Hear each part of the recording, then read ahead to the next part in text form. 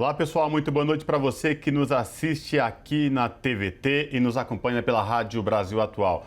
O Revista Brasil TVT começa agora com a minha apresentação Cosmo Silva e da jornalista Maria Tereza Cruz. Boa noite, Maria Tereza. Boa noite, Cosmo Silva. Boa noite a todos e todas que nos acompanham mais uma semana aqui no Revista Brasil TVT.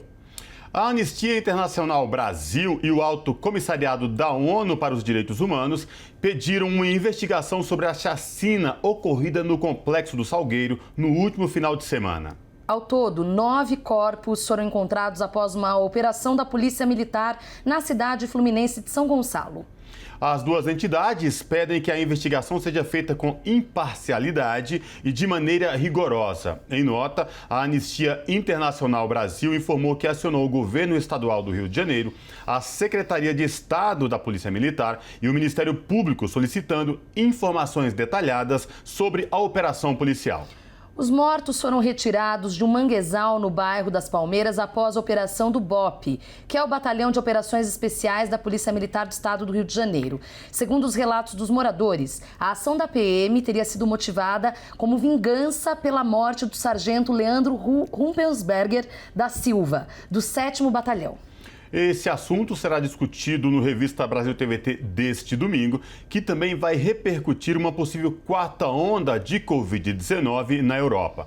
A Organização Mundial da Saúde diz que está muito preocupada com o aumento de casos de Covid no continente europeu, que vive uma nova onda de infecções pelo coronavírus. De acordo com a OMS, 500 mil novas mortes podem ocorrer até março do ano que vem se medidas urgentes não forem adotadas. O alerta da organização chega num momento em que vários países vivenciam recordes em taxa de infecção.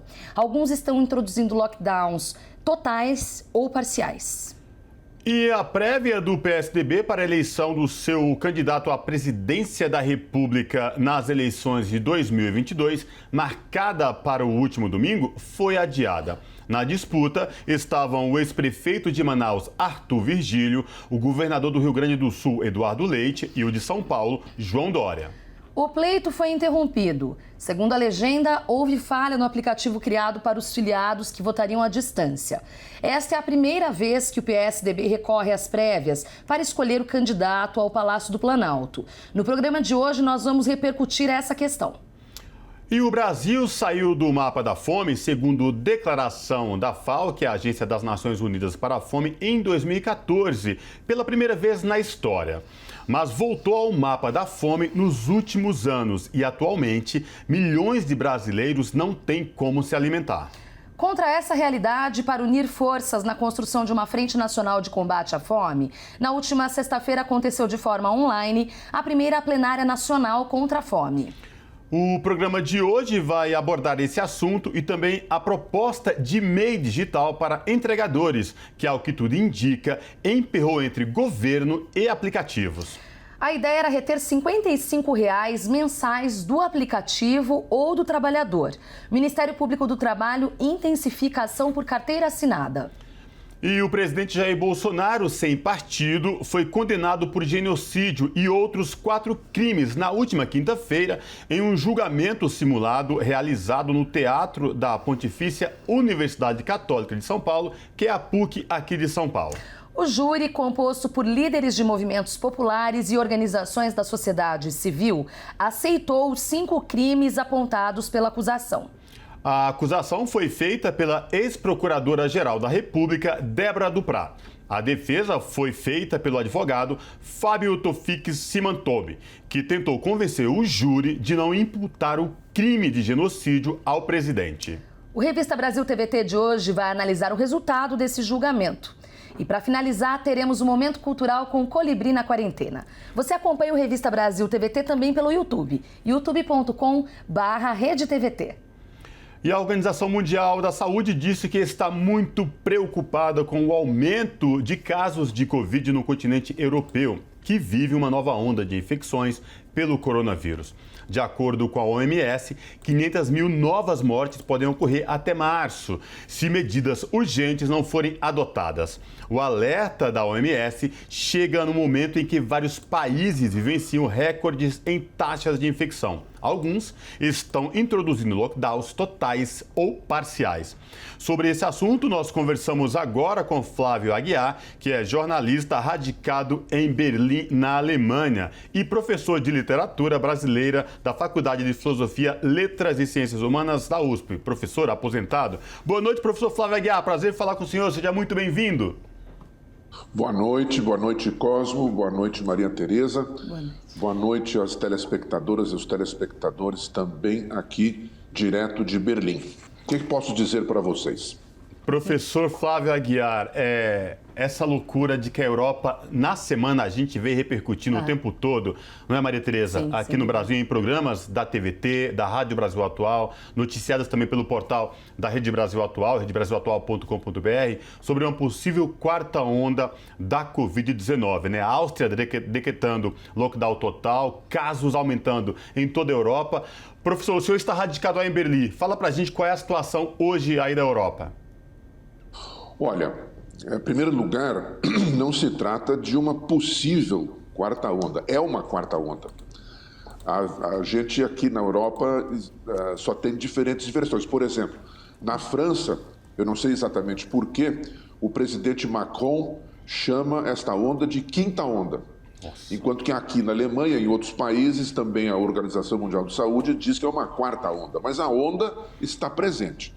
Segundo a mesma Organização Mundial de Saúde, hoje 70% dos novos casos de Covid que aparecem no mundo ocorrem na Europa. Ou seja, a Europa volta a ter essa liderança sinistra, problemática, nesse caso da Covid, né? As razões para isso são muitas e variadas, ainda antes de entrar nos detalhes da situação atual. Eu penso que, em primeiro lugar, aqui no outono, nós estamos em pleno outono, já temperaturas muito baixas. Aqui, inclusive no próximo fim de semana, aqui em Berlim, se fala até na possibilidade de neve, já antecipando o inverno, né? E isso, naturalmente, se reflete no campo da saúde de diferentes maneiras, inclusive aumentando a possibilidade de aglomerações dentro de espaços fechados. E nós estamos agora pagando, de certo modo, o preço da euforia do verão. Quer dizer, porque no verão a situação melhorou muito aqui. Então, houve vários casos de suspensão das medidas ou pelo menos afrouxamento das medidas de segurança sanitária, né? E houve isso por parte de autoridades, mas também por parte do público em geral, né? Esse é um fator. Mas, no momento, segundo os dados que estão sendo disponibilizados aqui, não é este o principal fator que causa esta nova onda aqui na Europa. Vários comentaristas, especialistas na matéria, não só comentaristas de imprensa, de mídia como eu, mas especialistas em epidemiologia, dizem que nós estamos vivendo a onda dos não vacinados. Quer dizer, aqui na Alemanha, por exemplo, mais de 50% dos casos registrados são, ou pelo menos de casos graves, são de pessoas que não se vacinam. E não se vacinam porque não querem se vacinar. Os piores índices aqui estão acontecendo justamente em países dessa região mais ao leste da Europa, né? A Alemanha, a Áustria, os países do leste como Romênia, Bulgária, Hungria, não é? Onde, inclusive, por exemplo, no caso da Romênia, existe um fator muito grave que é a participação de vários religiosos da Igreja Ortodoxa que fazem uma pregação aberta contra a vacinação. Quer dizer, isso é uma coisa extremamente preocupante, inclusive porque, por exemplo, há muitos trabalhadores romenos que vêm trabalhar aqui na Alemanha. Quando eles chegam na Alemanha, várias organizações alemãs que os recebem oferecem a possibilidade de vacina e eles se recusam a se vacinar porque alegam razões religiosas, né, para não entrar na fila da vacinação. Então nós estamos vivendo esse momento muito grave. Um outro fator gravíssimo também nisso é que há uma politização da luta anti-vacina. Quer dizer, há um dado aqui na Alemanha também muito significativo: 50% das pessoas que se recusam a se vacinar, e não são poucas, corresponde mais ou menos a quase 20% da população que poderia ser vacinada, são quase 20 milhões de pessoas, né? 50% dessas pessoas, pelo menos, votam em partidos da extrema-direita. O Alternative für Deutschland, que é o AfD, no plano federal, ou em partidos de extrema-direita no nível regional. Né? De modo que existe também essa politização. Não é apenas a extrema-direita, devo sublinhar, né?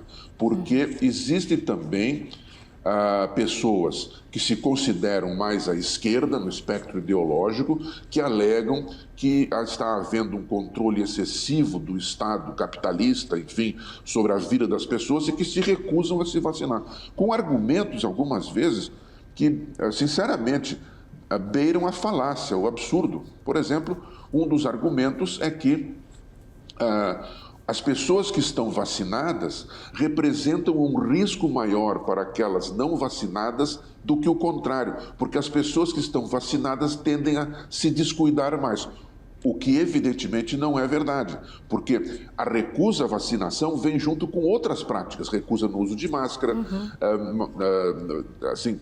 não obediência dos critérios de distanciamento, 1,5 metro, 2 metros de distância, quando há aglomeração e assim por diante, de modo que a situação, olha, é muito grave. Chegou ao ponto do atual ministro da Saúde aqui da Alemanha dizer que no fim do inverno os alemães estariam ou vacinados, ou curados, ou mortos. Esperemos que só se cumpra a primeira parte desse vaticínio terrível, não é? Só os dois primeiros itens. Mas efetivamente, se não houver medidas bastante rigorosas de controle agora da convivência, dos processos de vacinação, a situação vai deixar de ser dramática, segundo a classificação da chanceler Angela Merkel, e vai passar a ser abertamente catastrófica, não é? Existem outros países também em que a situação está piorando, países que estavam em situação melhor do que a Alemanha em termos de vacinação, como Espanha, Portugal, né? Por exemplo, a vacinação da população adulta é muito grande, percentualmente atinge mais de 80% da população, chegando a quase 90%, mas que também estão com casos sérios de aumento de casos. O outro país que também está melhor do que a Alemanha, já esteve muito pior, é a Itália, né? Na França, a situação é melhor, mas é preocupante também, porque os casos estão aumentando. E para complicar esse quadro já bastante difícil que nós estamos vivendo, essa nova variante descoberta agora na África do Sul chegou aqui na Europa. Né? Foi registrado um caso, pelo menos, na Bélgica, de um cidadão que, inclusive, não passou pela África do Sul, né? Ele estava no Egito e passou pela Turquia e veio à Bélgica e já está com essa nova variante do vírus chamada Omicron, né? Foi batizada pela Organização Mundial de Saúde. Diga. A minha pergunta ia ser justamente esse gancho de como essa notícia chegou aí e tem um outro agravante ou uma outra evidência, né? A questão da vacinação, porque na África do Sul o índice de vacinação também é baixo. Ele não chega a um quarto da população. Então eu queria saber como essas duas informações, não apenas a detecção do caso dessa nova variante já chegando na Europa, como você já adiantou, como essa ligação entre um local com baixa taxa de vacinação e essa nova variante da que se tem pouca informação ainda, diga-se de passagem, tendo sido detectada. Pois então, existe claramente uma vinculação entre o caráter mais grave desse novo surto da epidemia e a ausência ou o baixo índice de vacinação. Isso está absolutamente evidente, né?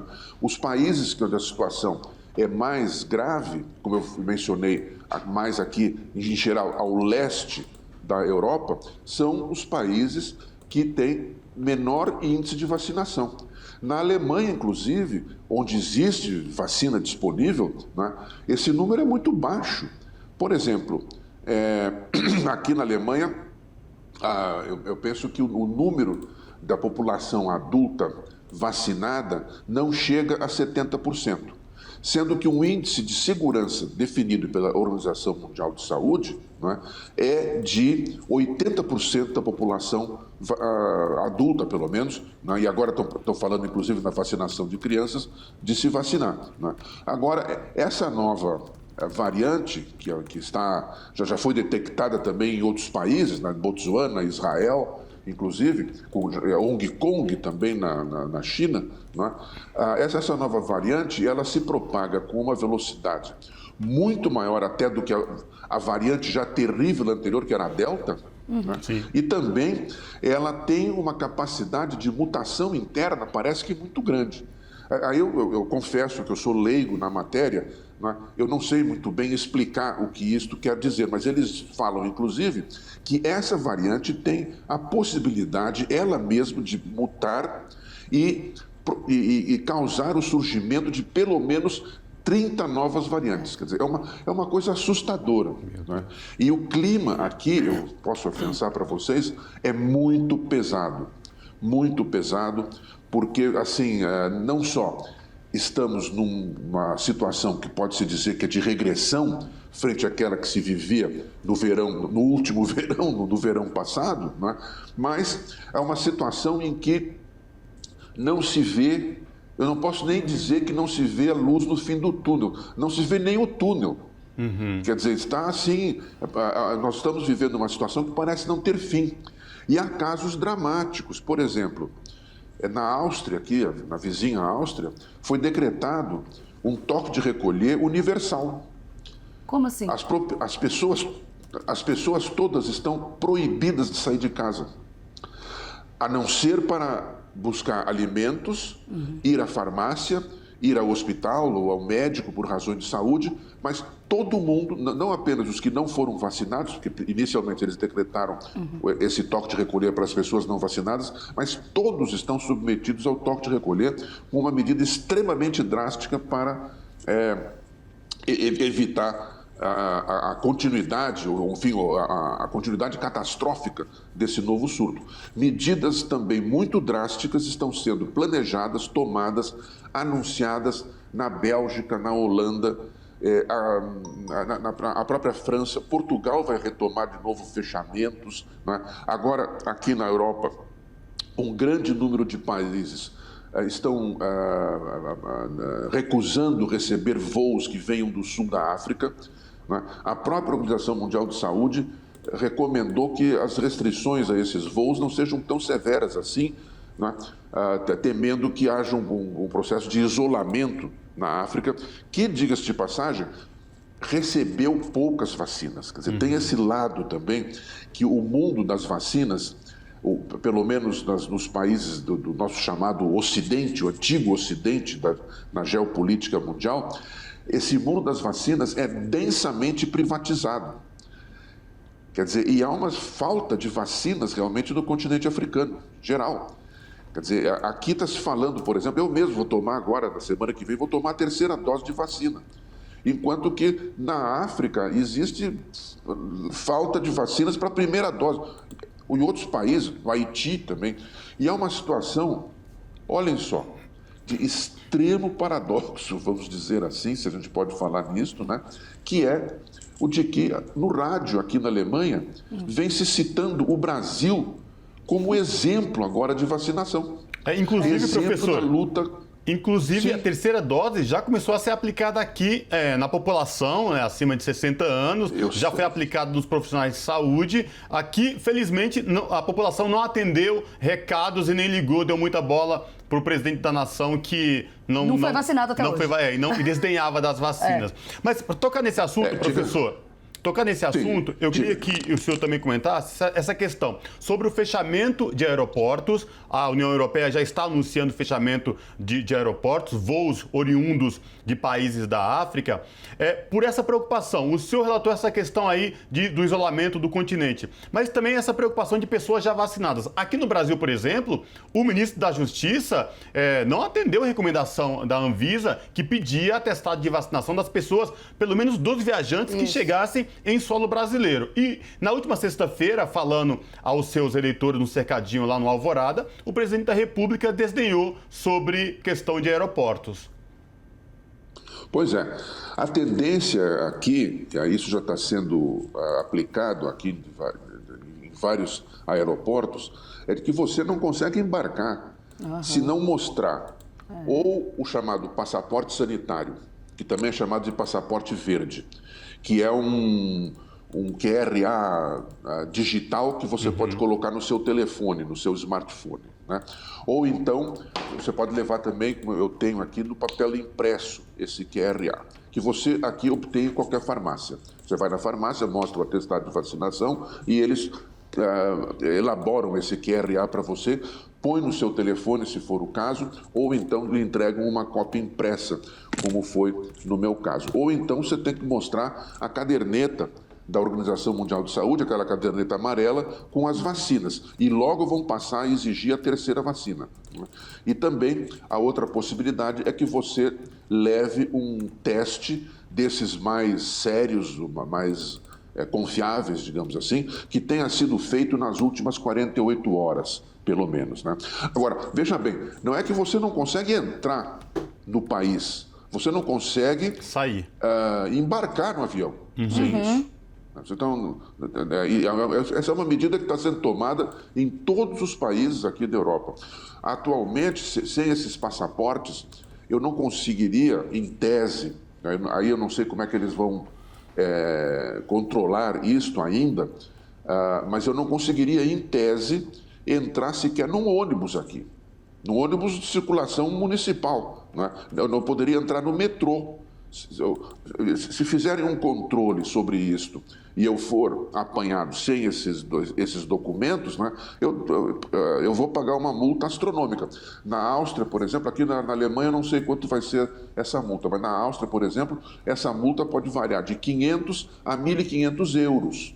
Tá certo? Ou seja, é um montante altíssimo se você é apanhado violando aquele toque de recolher sem uma razão considerada explícita. Mas essas medidas elas vão ser tomadas em ritmo de cascata aqui, né?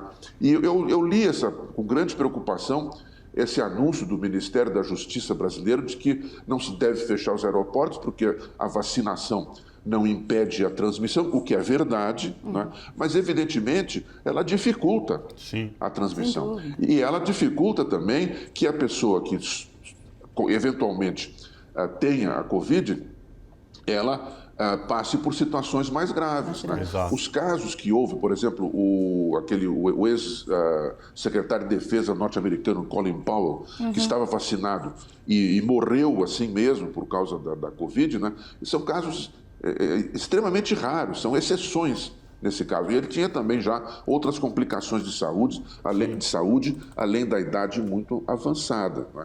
De modo que essas medidas elas vão ser tomadas, e se caso o Brasil continue no plano federal com essas medidas, antimedidas, né, com relação à Covid, é muito provável que a gente venha se tornar novamente os párias no cenário internacional, né, com dificuldades para viajar, que acabaram de ser levantadas para vários países da Europa ou mesmo outros países aí da América, inclusive Estados Unidos e outros mais.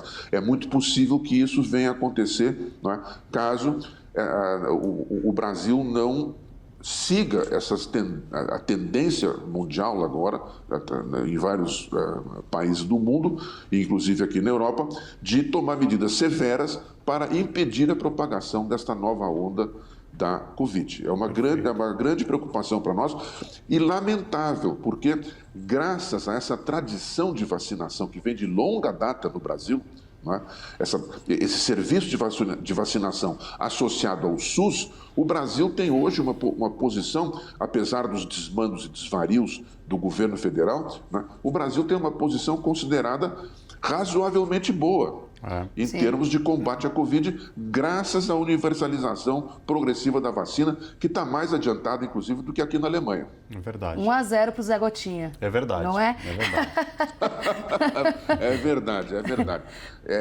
A gente, aliás, isso é uma questão que é importante também. Uma das coisas que essa Covid está provocando é uma queda no humor. E isto é péssimo para a saúde. É verdade. Péssimo para a saúde, para todos nós. A gente tem que fazer um esforço para não se deixar abater no ânimo, não se deixar abater na possível, claro, tomando todos os cuidados, todas as medidas de segurança, né? Mas não se deixar abater. Isso é uma coisa que está claro, que é fundamental. Quer dizer, uma atitude depressiva facilita, né, a propagação da Covid. Com um outro detalhe também, aqui na Europa já existem estudos feitos que demonstram que existe uma correlação entre a gravidade do caso das pessoas que contraem a Covid e a poluição atmosférica. Olha aí. Pessoas que estiveram submetidas a lugares muito poluídos, de atmosfera muito poluída, tendem a ter uma situação mais grave do que pessoas que não estão submetidas a essa poluição atmosférica. Tá? Eu conheço até um caso, eu não vou citar nomes aqui, mas um caso aí em São Paulo, de uma pessoa, um amigo meu, que teve a Covid, passou muito mal, né? E o médico, no fim, disse para ele, olha, você tem que sair de São Paulo. Você não pode continuar aqui em São Paulo. Seu pulmão está seriamente danificado e não ocorre essa poluição aqui em São Paulo. As sequelas vão durar muito mais tempo. Resultado, ele foi morar no interior de São Paulo, numa montanha. E eu não quero citar, não quero falar, tenho liberdade para identificar a pessoa, mas ele foi para a Serra, em São Paulo, né? Perfeito. Saiu de São Paulo. Ele podia fazer isso e foi. Infelizmente não dá para todo mundo fazer isso, né? Mas para quem não dá, vamos se cuidar e é isso, não deixar a peteca cair, como eu costumo dizer. Flávio Aguiar, jornalista radicado em Berlim, professor de literatura brasileira da Faculdade de Filosofia, Letras e Ciências Humanas da USP. Professor, obrigado e até uma próxima oportunidade. Até uma próxima oportunidade. Cuidem-se para que a gente possa se ver com boa saúde no futuro. Até lá, então. Com certeza. E boa saúde e cuidados para todo mundo. Muito obrigado. Abraço. Abraço. Olha só, o presidente Jair Bolsonaro, sem partido, foi condenado por genocídio e outros 4 crimes na última quinta-feira em um julgamento simulado realizado no Teatro da PUC São Paulo, que é a Pontifícia Universidade Católica. O júri, composto por líderes de movimentos populares e organizações da sociedade civil, aceitou a acusação dos 5 crimes apontados pela acusação. Para falar sobre essa questão, o Revista Brasil TVT conversa agora com Débora Duprá, ex-procuradora-geral da República. Boa noite, doutora Duprá. Prazer falar com a senhora. Seja muito bem-vinda. Muito boa noite, é um prazer. Prazer todo nosso. Eu queria que a senhora começasse falando para a gente como que se deu a questão desse júri popular simulado na PUC São Paulo e de onde partiu essa ideia, professora? Essa ideia partiu do próprio coletivo André Russo, um professor da PUC que morreu aos 50 anos vítima de Covid. E os tribunais populares, eles são uma prática, né, no Brasil de realizar julgamentos que, quando as instituições falham, denunciar graves violações de direitos humanos. Então, é basicamente isso. Certo. Eu gostaria de saber, doutora, a senhora que fez a sustentação, né, da acusação, como que foi, como que a senhora elaborou, quais os elementos principais aí que estavam em tela, em jogo aí nesse júri? Bom, eu já vinha acompanhando a performance, digamos assim, de Bolsonaro em face da pandemia há algum tempo. Já tinha alguns estudos a respeito disso, mas, sem dúvida, foi o relatório produzido pela CPI, o grande documento que organizou uma série de estudos, uma série de depoimentos. Então, nós temos hoje em dia um material riquíssimo de denúncia contra o Bolsonaro, que vai, enfim, evidenciar, primeiro, a aposta dele já no início da pandemia, contrariando a Organização Mundial da Saúde, foi essa tese da imunidade de rebanho, né? Lembrando que a OMS ela recomendava medidas de afastamento e de isolamento, porque não só porque a propagação ela ia ocorrer em larga escala, mas principalmente para dar um tempo para os serviços de saúde, né? Tanto públicos quanto privados. Essa sobrecarga gerada pela contaminação em larga escala, ela afetaria não só as vítimas de Covid, mas de outras, como também vítimas de outras doenças graves. E o Bolsonaro ele investe fortemente nessa teoria, chamando a população para as ruas, né? Então, hoje em dia, se demonstrou, a CPI conseguiu demonstrar por meio de depoimentos e estudos que essa tese de imunidade de rebanho, ela é uma tese moralmente condenável e cientificamente falsa. Cientificamente falsa por quê? Porque ela surge no contexto da veterinária e também num contexto de vacinação. Significa que você vacinando uma quantidade X de animais, você consegue que outros não se contaminem mesmo se não tiverem tomado a vacina. Isso é a tese da imunidade de rebanho. Ela não existe fora da vacinação. E moralmente condenável porque é uma aposta em mortes e adoecimentos para, ao final, se conseguir algum resultado. Isso é perverso, né? Você, enfim, apostar em números de vidas, de adoecimentos, de traumas familiares para conseguir algum tipo de resultado. Doutora Duprat, lembrando aqui aos nossos telespectadores da TVT e também ouvintes da Brasil Atual que acompanham o Revista Brasil TVT, esse júri foi uma simulação, mas é importante porque o próprio júri e aí de diversas entidades da sociedade civil condenaram por unanimidade o réu, no caso aí o presidente Jair Bolsonaro, né, doutora? Sim. Sim, é por isso, porque não tem como, se nós tivéssemos uma justiça funcionando, não teria como não condenar. As provas são abundantes, o próprio advogado de defesa admitiu que o réu era confesso, não tem escapatória, né? Em relação mesmo à questão indígena, que é a questão do genocídio, há uma série de documentos que revelam que desde o início da pandemia se evidenciava que esse era um grupo que poderia ser afetado muito mais severamente pelas condições culturais, históricas e sociodemográficas.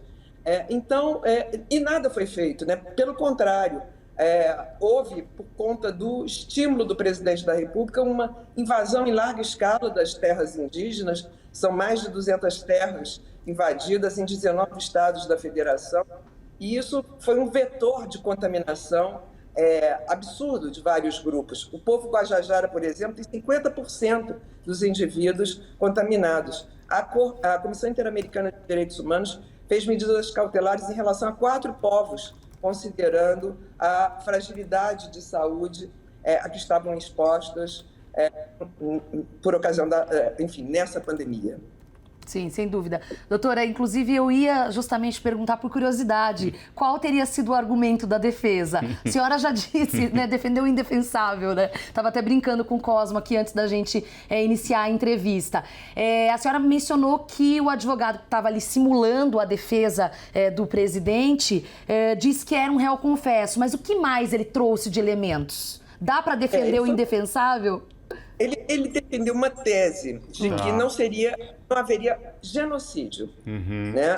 É a única tese que ele trata, porque ele considera... Enfim, é aquela questão de não banalizar um crime que ceifou tantas vidas como foi o caso do Holocausto judeu. Então, há sempre muito cuidado em tratar esse crime, porque foi um crime concebido logo depois da Segunda Guerra Mundial. Enfim, mas no caso brasileiro, o que é o crime de genocídio? Só explicar um pouquinho. Ele não é um crime de morte. O principal objetivo do crime de genocídio não é evitar a morte, é evitar a eliminação de uma cultura, é evitar que uma sociedade busque a homogeneidade a partir de teses da supremacia racial. Isso o Bolsonaro vem fazendo desde o início do seu governo, né, em relação aos povos indígenas. Ele discursivamente disse que eles eram inferiores, que eles precisavam evoluir, precisavam ficar, enfim, ser como ele, né, como ele, Bolsonaro.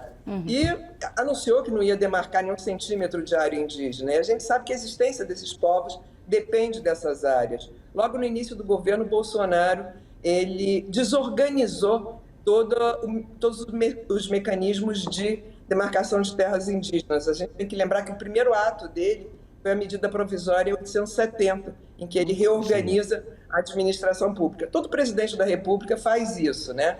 Vai conceber uma administração pública à sua imagem. Só que ele faz isso para tirar as capacidades institucionais. Aquilo que sempre esteve no Ministério da Justiça, ele transfere para o Ministério da Mulher, Família e Direitos Humanos. Mulher, Direitos Humanos e Família, nunca sei essa ordem certa. E depois ele passa a demarcação de terras indígenas para o Ministério da Agricultura e Pecuária. Exatamente o Ministério do Agronegócio, que é contra a demarcação de terras indígenas. Ele só não foi adiante porque o Congresso vetou isso, né? Mas a intenção dele era exatamente colocar sob controle do agronegócio a demarcação de terras indígenas. E só para acabar nesse ponto, um detalhe muito interessante, porque foi proposta pela PIB uma ação no Supremo Tribunal Federal, mostrando que quando a pandemia chegou, os territórios estavam invadidos e era preciso medidas não só sanitárias, para assegurar que os indígenas fossem atendidos em seus territórios, como também medidas de barreiras de contenção para evitar a invasão, já que a invasão é um vetor importante de transmissão do vírus. E o ministro Barroso concedeu liminar, determinando ao governo que apresentasse planos para essas duas situações. Até hoje, nenhum plano foi considerado satisfatório. Isso nós estamos há mais de um ano e me desculpem, mas... Não tem problema. Enfim, 1 ano e 10 meses. Muito bem pontuado. Doutora Duprat, como que repercutiu esta condenação desse júri popular, mesmo que fosse de forma uma simulação? Como que repercutiu, tanto no meio jurídico como no meio acadêmico, deste evento organizado na PUC aqui de São Paulo, doutora? Olha, eu não sei te dizer, vou ser muito honesta, eu não tenho redes sociais e para mim é muito difícil acompanhar repercussões. Tá. Né? Antes do julgamento, eu fui procurada por federações e sindicatos, federações e coletivos de jovens advogadas e advogados, muito interessados. E é interessante porque coletivos que tinham já apresentado também representações à Câmara dos Deputados pedindo por crime de responsabilidade, pedindo impeachment de Bolsonaro. Então, eu acho que teve uma mobilização muito bacana, tanto no meio acadêmico, considerando docentes e discentes, e no meio jurídico, enfim, alcançando um determinado segmento. Certo. Doutora, queria voltar um pouco ao passado. Ali no final do primeiro semestre do ano passado, a senhora foi uma das signatárias de um dos muitos pedidos de impeachment contra o presidente e, mais recentemente, com outros ex-procuradores, a assinatura de um documento, até me corrija se eu estiver errada, mas indicando justamente o que a gente veria nesse relatório agora robusto da CPI, os crimes cometidos na pandemia. Eu gostaria de ouvir um pouco da senhora, de lá para cá,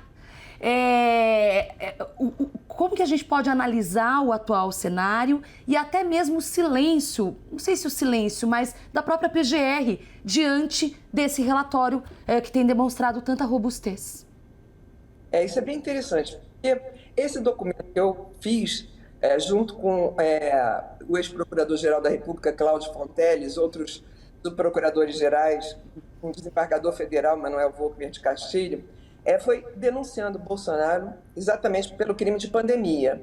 E, na época, nós já tínhamos um relatório, um estudo produzido sob a coordenação da professora Deise Ventura, Sim. da USP, junto com a Conexão de Direitos Humanos, em que ela faz uma linha do tempo, mostrando exatamente isso, como o Bolsonaro convocou a população para as ruas, né? E como ele, portanto, ele deu, seja esse crime de epidemia que está no Código Penal. O Código Penal fala causar epidemia. Ora, causar epidemia, ninguém causa epidemia, né? A epidemia é um evento que surge, um vírus, e que depois ele é transmitido, sendo que as primeiras pessoas que transmitem sequer sabem que tem um vírus. Então, elas não podem ser réus de um processo, né?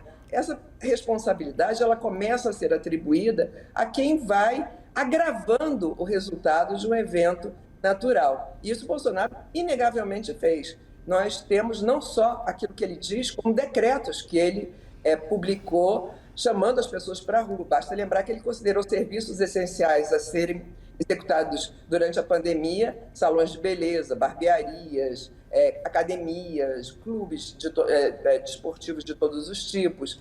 Então, nós denunciamos por esse crime de epidemia, que é um crime e quando causa morte, ele é considerado um crime hediondo. E o PGR, ele arquivou, né, esse pedido, dizendo exatamente que era preciso identificar o indivíduo zero. É uma bobagem, né?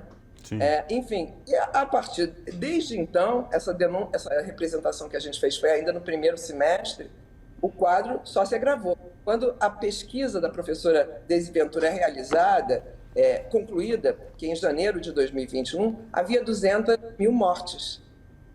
Né? Nós estamos com mais de 613 mil mortes. Então, talvez se o PGR tivesse agido naquela ocasião, esse quadro de mortes evitáveis, que já foi também quantificado, ele pudesse ter também reduzido. É preciso lembrar que também há, hoje em dia, uma quantificação sobre as medidas, chamadas medidas não farmacológicas, né? O uso de máscara, distanciamento social, etiqueta respiratória, álcool gel, sabão para as mãos, e mostra que se tivesse havido o uso correto dessas medidas de maneira persistente, haveriam, 120 mil mortes evitáveis. É impressionante, né? Se alguma coisa tivesse sido feita cedo, nós não teríamos chegado aonde chegamos. E uma medida barata, né? É muito barata e mais. E que insistentemente, o presidente da República e alguns dos seus ministros insistiam em não cumprir e, né, fazer aquele papel, digamos assim, educacional para que as pessoas usassem e seguissem essas normas.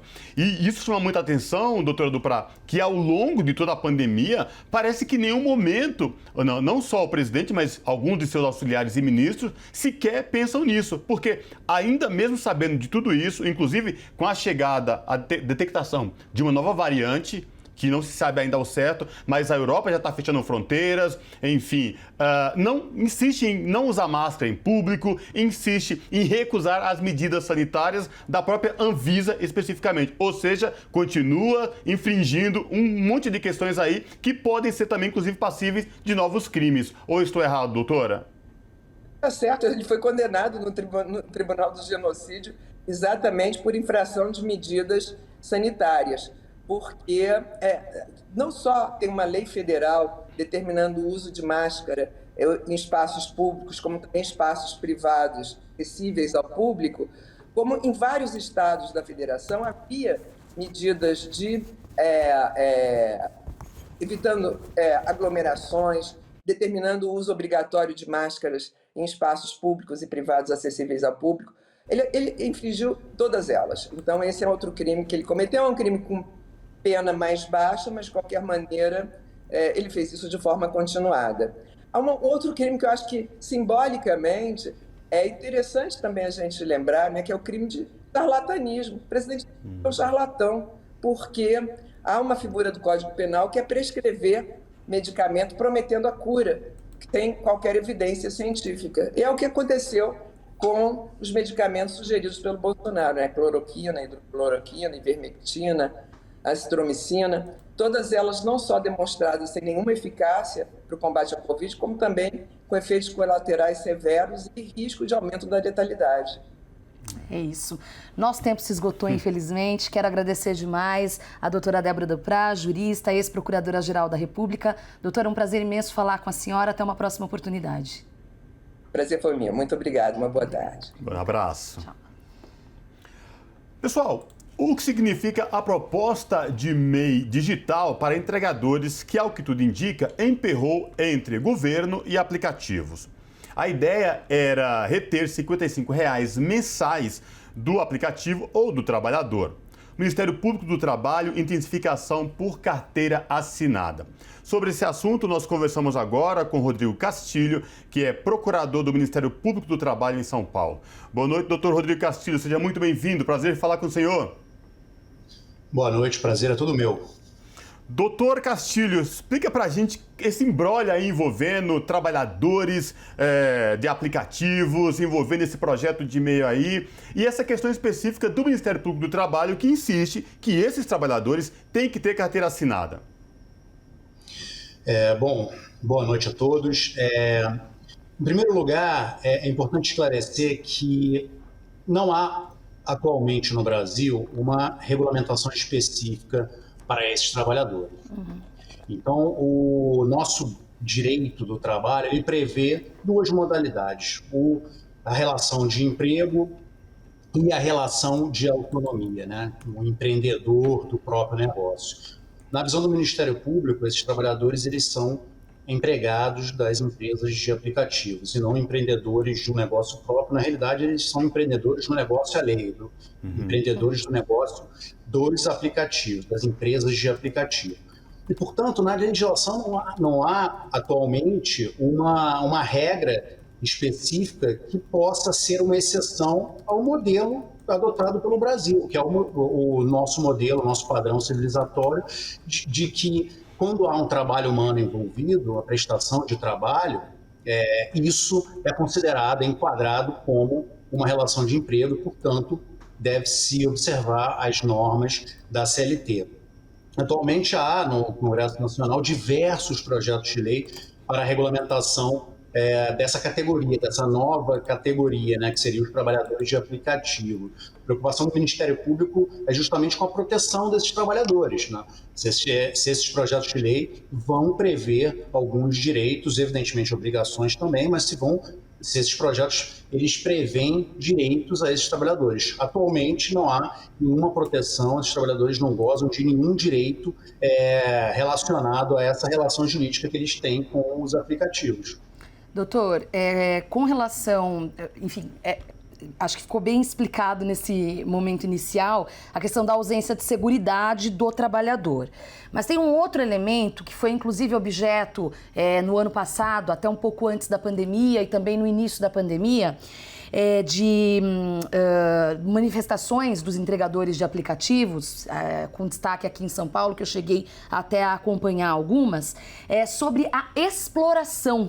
Então, quer dizer, porque o sujeito vai lá, entrega, ele tem que dar uma porcentagem para esse dono do aplicativo, e aí no projeto fala-se sobre a retenção dos R$55 de imposto. Não é um absurdo falar nessa retenção recaindo esse imposto sobre o trabalhador que já é precarizado? Sim, é um absurdo, é um paradoxo dos paradoxos, né? A empresa explora a mão de obra, explora aquele trabalhador e ainda retém o valor. Vejam que a Organização Internacional do Trabalho, através de uma convenção 181, ela proíbe a cobrança para agenciamento, cobrança sobre o salário para agenciamento de trabalho. Isso que eles falam. As empresas não podem reter percentual, empresas que agenciam trabalho não podem reter percentual do salário do trabalhador, porque isso é uma prática ilegal. E é justamente isso que as empresas de aplicativos fazem mês a mês. O trabalhador, ele realiza, ele executa a prestação de serviço, né? O entregador, por exemplo, ele vai lá, pega a mercadoria do ponto A, leva ao ponto B, isso tem um valor, o valor que é fixado pelo aplicativo, não pelo trabalhador. Se ele fosse um autônomo, ele saberia o valor da mão de obra dele, quanto vale o trabalho, mas é o aplicativo que estabelece o preço da prestação de serviço. Mas o aplicativo vai além, o aplicativo retém um percentual sobre o trabalho, sobre o valor do trabalho dessa pessoa. Então, isso a Organização Internacional do Trabalho entende que é uma prática ilegal. Então, por qualquer ângulo que se analise essa questão dos aplicativos, você veja que há diversas ilegalidades atualmente. Os aplicativos falharam desse vazio jurídico, né? Não havia uma legislação que pudesse enfrentar essa situação e Todos esses trabalhadores foram considerados autônomos, sem direito, sem proteção, como você bem disse, securitária, previdenciária, questões de acidentes, questões de equipamento de proteção individual. Esses trabalhadores eles são responsáveis por todos os custos da prestação de trabalho, enquanto as empresas, o custo marginal dessas empresas é zero, né, praticamente. O único custo que essas empresas têm são com profissionais de TI para estabelecer o aplicativo e formular o algoritmo, mas retém valores altíssimos de todos esses trabalhadores, tanto que são empresas que são consideradas empresas unicórnio, são empresas que valem mais de $1 bilhão na Bolsa de Valores. E muitas internacionais, né? Exato, Desculpa, porque exato, também tem isso, né? exato. Tem esse outro elemento, né? Não. Sim, o mundo inteiro está enfrentando esse problema. Todos os países próximos do Brasil e do mundo ocidental estão enfrentando esse problema. É uma desregulamentação total das relações de trabalho, né? Muitos países têm enfrentado essa situação, alguns com coragem. A jurisprudência internacional está caminhando para reconhecer que esses trabalhadores têm que ter direitos garantidos, né? Eles não podem ficar nesse limbo jurídico, e é uma preocupação também das organizações internacionais de como a presença desses aplicativos no mercado de trabalho, de consumo, isso está desregulamentando todas as nossas normas de proteção social e como isso está impactando no emprego em todos os países que receberam esses aplicativos recentemente. Ou seja, doutor Rodrigo Castilho, a precarização, ela também é globalizada, né? Ela gira no globo de uma forma, assim, assustadora. E o que a gente vê, geralmente, não tem horas nem dias para esses entregadores, é um nível de precarização de mais de 14, 16 horas de trabalho sem nenhuma seguridade. A gente já viu, inclusive, trabalhadores aqui em São Paulo, doutor, essas pessoas sofrendo acidentes. Sim. E aí ficava, porque não contribuía para a Previdência, não tinha nenhuma seguridade, não tinha nem como recorrer a algum benefício, porque, né, aquele tido autônomo, como os aplicativos, as empresas alegavam, né, não tinha como ele requerer isso, um auxílio, por exemplo. Doutor, o que o Ministério Público do Trabalho, como que vocês trabalham essa questão da conscientização para que esses milhões de trabalhadores não caiam, por assim dizer, no canto da sereia do trabalhador autônomo, do empreendedor? Uhum. Bom, o Ministério Público ele tem uma atuação em 3 vertentes com relação ao trabalho via aplicativo. O primeiro seria o reconhecimento de que essa relação jurídica é uma relação de emprego, né, e não uma relação de autonomia. E isso por fundamentos jurídicos que nós trabalhamos nas ações judiciais, então através de ações judiciais. O segundo eixo seria, como você disse, o direito de desconexão, principalmente para aqueles trabalhadores que prestam serviço em atividades perigosas, de motociclistas, de motofretistas, que não podem trabalhar 14, 15 horas por dia em cima de uma moto. E mais ainda, há um incentivo das próprias empresas de aplicativo para que esses trabalhadores realizem as entregas o mais rápido possível. Sim. Através de bonificação, através de prêmios que as próprias empresas estabelecem, e também o incentivo do trabalhador que precisa, aquele é o meio de subsistência dele, ele precisa realizar mais viagens no dia para receber mais. Então, o direito de desconexão, limitação dessa prestação de serviço, limitação do trabalho. E o terceiro eixo seria a questão de saúde e segurança do trabalhador. Então, que a empresa forneça os equipamentos de proteção individual, seguros de acidente, seguro de vida, que as empresas, principalmente dos entregadores, você veja que não tem locais de vivência, locais de apoio a esses trabalhadores. Esses trabalhadores eles ficam aglomerados perto de restaurantes e locais que têm uma alta demanda de entrega, faça chuva ou faça sol, os trabalhadores não têm acesso a banheiro, não podem realizar uma refeição, não podem se proteger de uma intempérie. Então, essa questão de saúde e segurança do trabalhador é muito importante, principalmente com a Covid, porque esses trabalhadores foram considerados atividade essencial, teve uma alta demanda desse trabalho, desse serviço por aplicativo, e esses trabalhadores não tinham informação, as empresas não implementaram nenhum protocolo epidemiológico, sanitário, eles não tinham uma renda mínima mínima de subsistência, aquele trabalhador que contraísse a doença da Covid, ou que pertencesse a um grupo de risco, ou que convivesse com alguém com a doença, qual o incentivo interno que ele teria para não trabalhar, se ele não recebe o salário da entrega? Então, a empresa tem uma responsabilidade sobre isso, para a proteção do trabalhador. Aquele trabalhador ele não tem uma base informacional, uma orientação para saber quais os protocolos que ele deve seguir, e nem um incentivo para comprar máscaras e álcool gel, higienização de moto, porque não sobra nada do valor ao final do mês daquelas corridas, daquelas entregas que ele fez. Então, o Ministério Público atuou sobre essas 4 frentes, que são muito importantes, elas são dissociadas, vejam, a relação jurídica de emprego, ela pode conviver ou não com o direito de desconexão e com a responsabilidade das empresas pela proteção, saúde e segurança do trabalhador, ainda que ele não seja empregado. Então, são frentes distintas que o Ministério Público tem atuado, não apenas com ações judiciais, mas também com interlocução no Parlamento. Nós temos acompanhado os projetos de lei, apresentando nossas ideias, as razões jurídicas que embasam as nossas ações, as nossas manifestações, para que o Parlamento também considere isso na hora de formular um projeto de lei e aprovar aqueles que forem levados a plenário. Doutor, para a gente encerrar ainda sobre as ações, né, soluções, enfim, envolvendo aí o Ministério Público do Trabalho, eu queria falar sobre a carteira assinada, essas ações para intensificar a ideia de que esses trabalhadores poderiam ter algum formato seletista. Explica para a gente como que funcionaria, se é por aí. Bom, nas ações há o pedido, sim, de formalização, de registro dessa relação jurídica com os trabalhadores, né, e as plataformas digitais, né. Evidentemente que o modelo das plataformas ele vai ter que ser alterado em alguma medida para se adequar à legislação que é adotada no Brasil. Mas sim, a intenção do Ministério Público é que aqueles trabalhadores que estão ativados no aplicativo, eles tenham carteira assinada. A recente reforma trabalhista de 2017, ela previu a figura do trabalhador intermitente, aquele trabalhador que ele recebe uma proposta da empresa e ele decide se ele se interessa ou não a ele essa oferta. E esse trabalhador intermitente, na reforma trabalhista, ele tem um vínculo de emprego, ele tem a carteira assinada. Então, o trabalho via aplicativo nada mais é do que um intermitente de curta duração ou de curtíssima duração.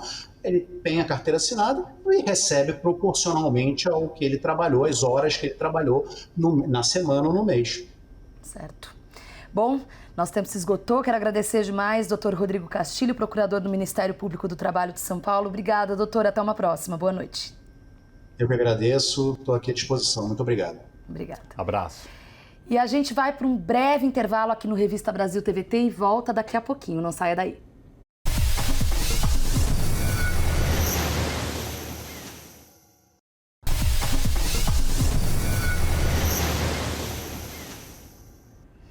De volta com Revista Brasil TVT, aqui na TVT e também na Rádio Brasil Atual.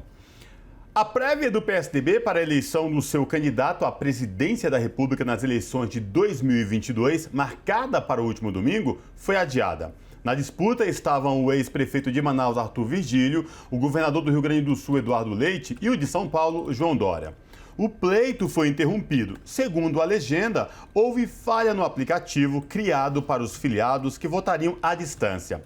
Essa é a primeira vez que o PSDB recorre às prévias para escolher candidato ao Palácio do Planalto. Para falar sobre essa questão, o Revista Brasil TVT conversa agora com o jornalista Paulo Moreira Leite, do Brasil 247. Boa noite, Paulo. Prazer falar contigo. Seja muito bem-vindo. Boa noite. É um prazer estar aqui com vocês. Obrigada. Maravilha, o prazer é todo nosso. Paulo, traz pra gente todo esse imbróglio que envolveu essa prévia do PSDB, essa escolha desse candidato tucano ao Palácio do Planalto em 2022, que parece que ainda não terminou e nem tem dia para acabar. Exatamente. O PSDB é um partido que ele tem uma prévia. Esse problema do aplicativo, o nome que a gente quiser dar, é só um nome, um sinal da decomposição política de um partido. Porque o PSDB ele não consegue ter uma liderança, não consegue definir uma liderança. Todas as lideranças relevantes do PSDB, politicamente, em termos nacionais, ou em termos de um projeto de país, correto ou errado, no meu ponto de vista, absolutamente um projeto entreguista, um projeto que não colaborou para o progresso nacional, mas enfim, era um projeto, era uma linha de pensamento e de política. Não existe mais. Existe hoje um aparelho político que tem seus votos, que tem seu lugar, e tem uma disputa que é qualquer coisa. Vejam vocês que há uma disputa de dois candidatos, nem sabem por que eles são adversários. Não é uma questão política central. E ninguém apresenta um projeto. A gente sabe que esse projeto de poder, que todo mundo tem, né? Tem em qualquer lugar projeto de poder, numa empresa, numa escola, num veículo de comunicação, você pode ter um projeto de poder. Projeto político, a gente não está vendo nada. Sim, sem dúvida. E falando em não ter projeto político e sim projeto de poder, eu queria falar sobre o ex-juiz Sérgio Moro, ex-ministro, e essa sanha pela terceira via. Qual que é a avaliação, Paulo, até o momento aqui? O pessoal, me parece, me corrija se eu estiver errada, que o pessoal da imprensa hegemônica já escolheu o Moro como candidato oficial.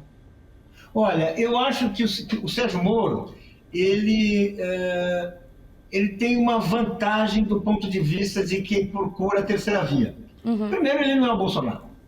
Existem pessoas que hoje querem o programa do Bolsonaro, né? Basta dizer que para 48% da classe AAA, né? O Bolsonaro é um governo bom, eles gostam do Bolsonaro, sim, mas ele não tem, ele não é tudo isso. Por quê? Porque ele ameaça dar um golpe, ele não respeita o Supremo, ele ameaça muitas vezes certas iniciativas do empresariado. Então existe um setor da classe dominante que ele gostaria do bolsonarismo sem Bolsonaro. E o Moro é o sujeito que se encaixa com isso. Porque o que é o Moro? O Moro é um juiz. Nunca teve um projeto político, a não ser um projeto igualmente, um projeto autoritário, um projeto de combater o Partido dos Trabalhadores, combater o Lula, acabar com franquias democráticas. Esse é o projeto do Moro. Um projeto autoritário via judiciário, que ele fez, e vamos admitir, do seu ponto de vista, do ponto de vista dos seus aliados, foi relativamente bem sucedido. Afinal, sim, conseguiu prender o Lula e impedir que ele fosse candidato a presidente. Vamos dizer que isso é um projeto político bem sucedido, do ponto de vista dele, dos seus aliados, da burguesia brasileira. Agora, o projeto que ele tem de país é isso, e agora ele tem uma diferença. Para muitas pessoas, elas temem que o Bolsonaro não tenha fôlego para chegar para disputar na presidência, que ele não passe desses 20% que ele tem agora. E Moro convenceu algumas pessoas, ele desfila como aquele sujeito que pode herdar aquele espírito punitivista, o autoritarismo, que no fundo era disso que se trata, é disso que se trata o Moro, um autoritarismo civil, um autoritarismo assim, menos escancarado como o Bolsonaro. Eu acho que é isso que é o Moro, isso que o Moro pode ser, e eu acho que a imprensa prefere, uma grande parte da grande mídia, prefere a imprensa, prefere o Moro ao Bolsonaro, justamente porque ele não tem essa cara de ditador, ele não é o Bolsonaro, vamos combinar, ele é meio esculhambado, ele é constrangedor, o isolamento internacional do Bolsonaro é uma coisa grave. O Moro já teria apoio de setores do imperialismo que hoje recusam o Bolsonaro, o próprio Partido Democrata norte-americano, né? Ou seja, o Moro ele teria alguma coisa que, do ponto de vista da burguesia, ele pode resolver problemas. E, claro, é um antipetista ferrenho, é uma tentativa de manter a exclusão do PT e impedir que o ponto estratégico, ele pode ter chance de impedir o Lula e chegar lá. Antes de eu passar para o Cosmo, eu só quero... porque tem a ver ainda com esse desenho do Moro, Paulo, que você fala no seu livro, A Outra História do Mensalão. Eu pensei na questão do ativo do combate à corrupção. O Bolsonaro, vamos lembrar, em 2018, ele utilizou desse discurso. Você acredita que que Moro vai utilizar com força desse discurso e que isso vai colar, que seja para essa elite ou que seja para o eleitorado que ainda tem dúvida? Olha, eu acho que existe um setor do eleitorado brasileiro para quem esse discurso é importante. Tá. Um setor que é um setor que coloca o discurso moral, coloca o discurso da autoridade acima da democracia. Isso existe. É um eleitorado que assim, que para quem realmente o Moro fez um trabalho importante e que um eleitorado que identifica, né, os governos do PT com governos que bagunçaram a ordem. E bagunçar a ordem parece que é uma palavra assim, né, de quem está preocupado com a ordem. Não. Bagunçar a ordem significa, essa experiência concreta, né, modificar uma ordem que era excludente, uma ordem na qual essas pessoas se sentiam por cima da carne seca, por cima do trabalhador. A pessoa podia falar com o seu empregado assim, com a sua empregada doméstica assim, com os professores de seu filho assim, e por aí vai. Ou seja, uma ordem conservadora, favorável ao andar de cima, que abre oportunidades para o andar de baixo. Bem, é essa ordem que o Moro também representa. E isso é isso que eu acho que tem gente que é a favor, tem gente racista. Vamos falar a verdade. Sim.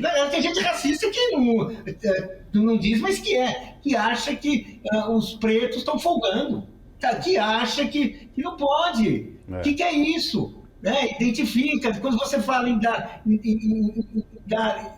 defender direitos humanos, em vez da pessoa falar, puxa vida, realmente, esses brasileiros não estão respeitados, acha que folga é essa? Esse cara fala com desprezo dessas coisas. Então isso existe, gente. Aliás, não só racista, né, Paulo? Racista, machista, misógino e todos os... Vai tudo junto. Quer dizer, o racismo é a porta de entrada para muita sujeira. Exato. Ô, Paulo, como explicar nos últimos 15 dias, nas últimas 2 semanas, 3 semanas, esta tentativa louca da burguesia, dos setores da burguesia, como você bem falou, e também da mídia tradicional em emplacar a qualquer custo a tal da terceira via? Porque a gente viu, nunca aqui no Brasil, inclusive, a grande imprensa tradicional aí, mostrando prévias de um partido. Se aqui no Brasil tivesse apenas 2 partidos, como nos Estados Unidos, e lá eles têm tradição, ok, mas aqui não. E aí nós vimos, colocando o debate do PSDB, levando o Sérgio Moro em entrevistas de televisão, falando na imprensa, enfim. E essa terceira via que não emplaca, Paulo. Pois é. Eles têm um problema, porque, por enquanto, né, se a gente for pensar que nós vamos provavelmente para uma eleição em 2 turnos, desde que nós recuperamos o direito de escolher presidente, a maioria dos pleitos se resolvem em 2 turnos. Só foram resolvidos pelo Fernando Henrique, com o Fernando Henrique uma vez, em circunstância muito especial, né? Em circunstâncias muito especiais, plano econômico, uma situação bastante peculiar, né? Então nós teremos provavelmente uma eleição em 2 turnos. Pensando numa eleição em 2 turnos, eu acho que existem muitas projeções que dizem que no segundo turno as possibilidades de Lula vencer o Bolsonaro são muito grandes. Na minha opinião, são muito grandes. Todas as pesquisas elas é diferente no dia da eleição, é diferente daqui a um ano, mas hoje indicam que Lula é favoritíssimo. Então precisa ter um candidato novo, precisa ter uma novidade para ver se abala essa relação que o Lula estabeleceu com a maioria do eleitor. E isso precisa pôr uma cara nova.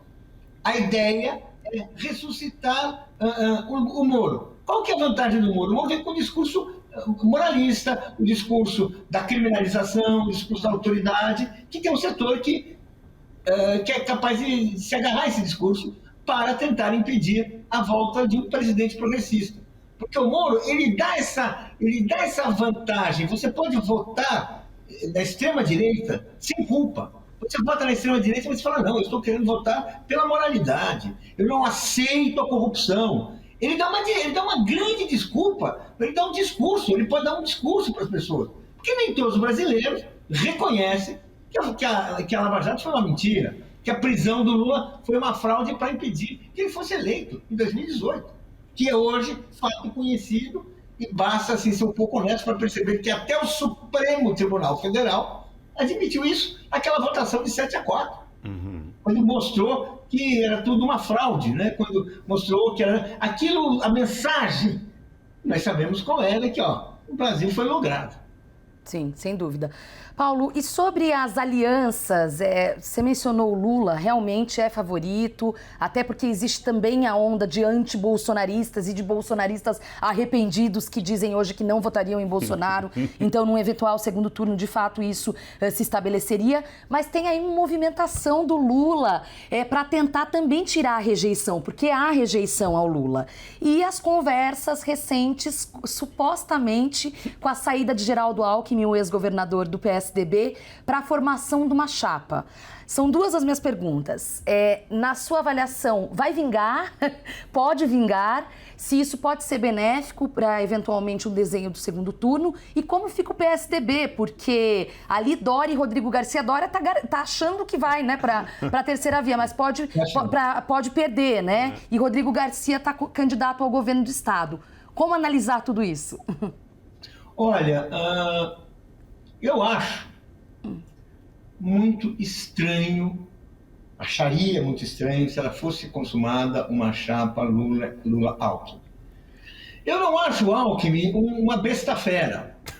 Vamos dizer assim, não é uma besta-fera, não é assim, não. Mas eu acho muito estranho. Ele tem concepções, tem uma história muito diferente, né? Ele teve posturas razoáveis aqui. Quando teve o impeachment da Dilma, ele reconheceu, né, que ela estava sendo acusada por as pedaladas como sendo um comportamento que praticamente todos os governantes cometiam. Ou seja, ele não foi um furioso, né? Mas o governo dele o partido dele ele permaneceu com aquilo, e foi assim que ele foi tocando a vida, né? Ele não se destacou também pela posição contrária, né? Então eu acho muito estranho, acharia muito estranho. Eu não sei se isso é um cálculo, qual é o cálculo que está aí. Porque, vamos dizer assim, será que o Alckmin traria votos? Será que ele carrega votos? Eu acho que o Alckmin carrega votos para ele. Para esse tucanismo que ele representa. Ele carrega para o Lula? Eu acharia muito estranho. Sabe, quer dizer, eu acho bom o Lula conversar com quem ele quiser, sondar quem ele quiser sondar, deixa o povo falar agora. Fazer uma aliança com esse tamanho, eu me pergunto se não é aquela aliança que você pode até supostamente ganhar votos de um lado e perder de outro. Porque muitos eleitores que vão à Lua, que irão à rua, podem ir à rua brigar pelo Lula presidente, eu não sei se brigarão por um Lula Alckmin. Não sei, por isso que é uma coisa estranha. Para mim é uma. Enfim, pode subir no mesmo palanque, estranho pensar, né, presidente e vice. Sim, sem dúvida.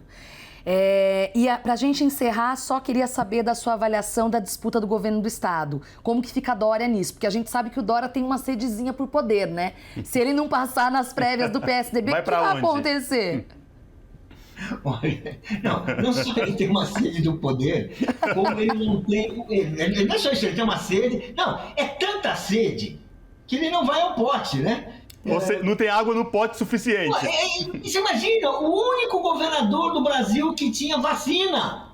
Teve uma equipe que fez uma vacina, colocou a vacina, fez uma ceninha para ser a primeira vacina, tudo bem. E não consegue sair do chão. Então ele tem um problema. Eu acho que essa sede de poder que ele tem é uma coisa que acho que ele não consegue. Assim, não consegue. Então, vamos dizer assim, se ele for presidente, que está ficando claro que ele pode até ser o candidato, mas ninguém está achando que ele tem muita, né? Que ele tem muita chance, que ele tem muito apelo, né? Já era para ter se ele fosse um candidato competitivo. Ele voltaria para cá, realmente aí seria para explodir o partido. Quer dizer, vamos dizer assim, porque o PSDB, eu vou falar uma coisa assim, que é uma análise que eu tenho. O PSDB está meio chegando no fim da linha.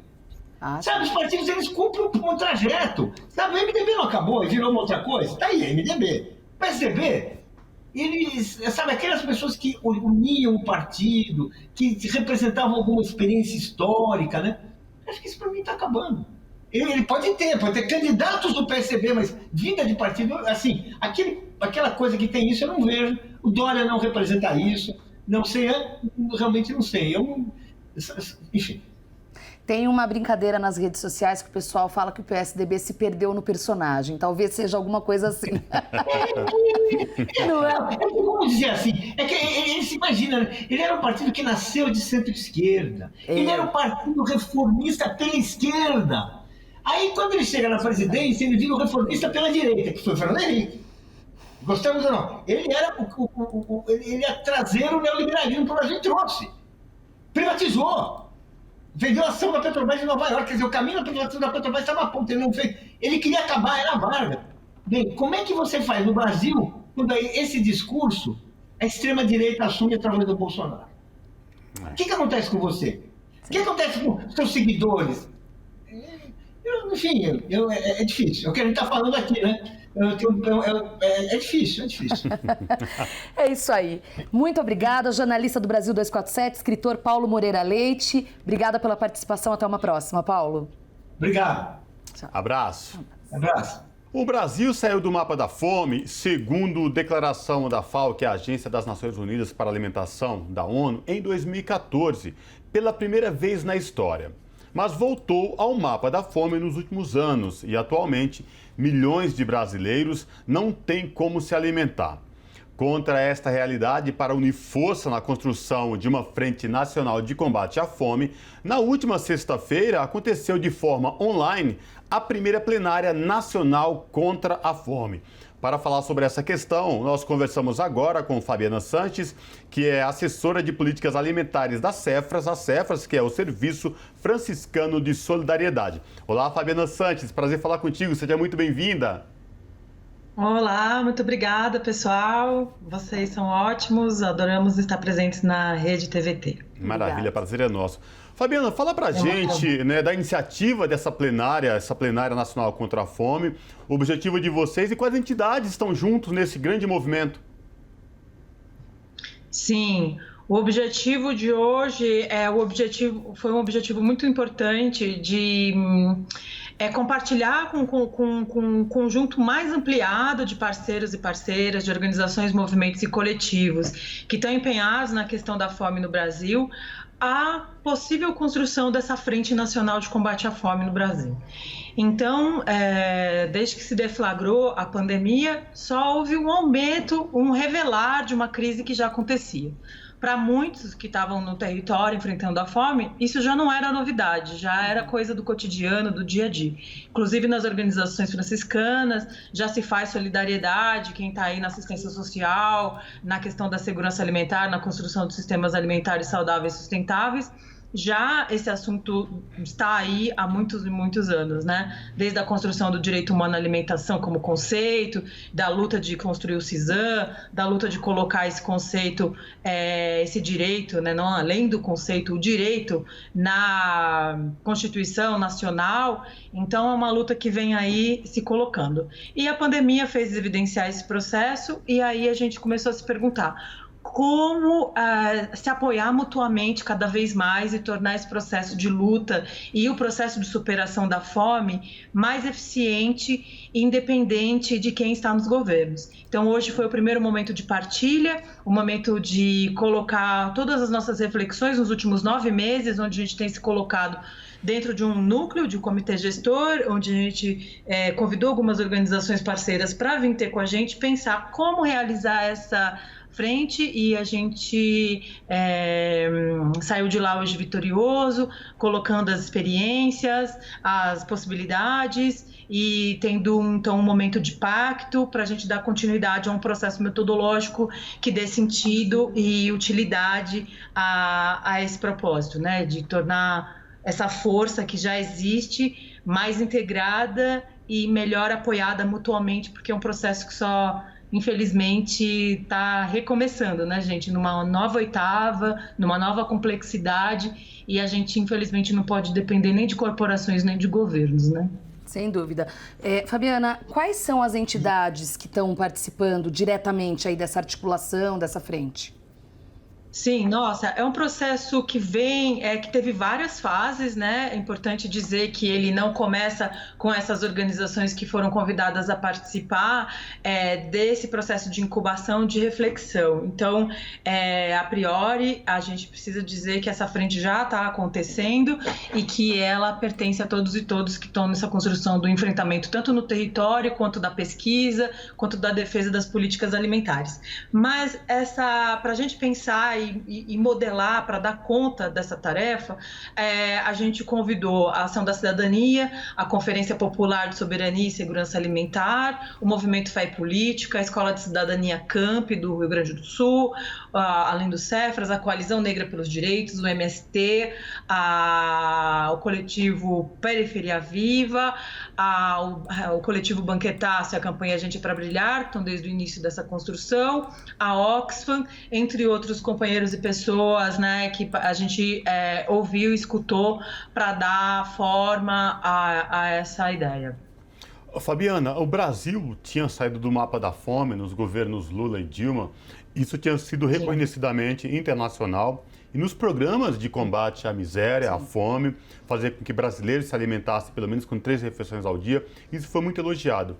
E ao longo, depois que a Dilma foi destituída da presidência, muitos classificam como um golpe, a gente vem percebendo destruição de políticas alimentares, falta de incentivo à agricultura familiar, e isso vem criando um calabouço gigantesco. Não à toa, hoje, Brasil, milhões não tem como se alimentar. E o que a gente vê é pessoas brigando por osso em supermercados.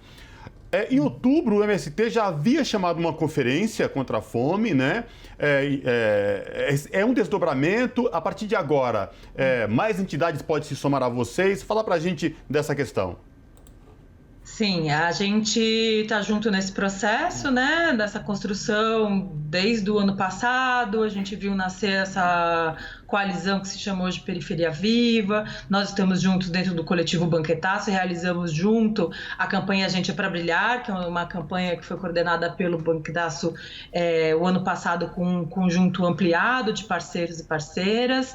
E então a gente viu o chamado para essa conferência nacional contra a fome, que foi chamada pelo MST e pelo coletivo 342 Artes, e fomos chamados para então ampliar para a sociedade civil, que estávamos pensando nessa direção e ali nós nos colocamos para chamar essa plenária que aconteceu hoje no dia 26. Então, estivemos presentes nessa reunião da Conferência Nacional contra a Fome, e lá, sabendo dessa plenária, rapidamente a gente pensou, vamos desdobrar, vamos anunciar essa construção.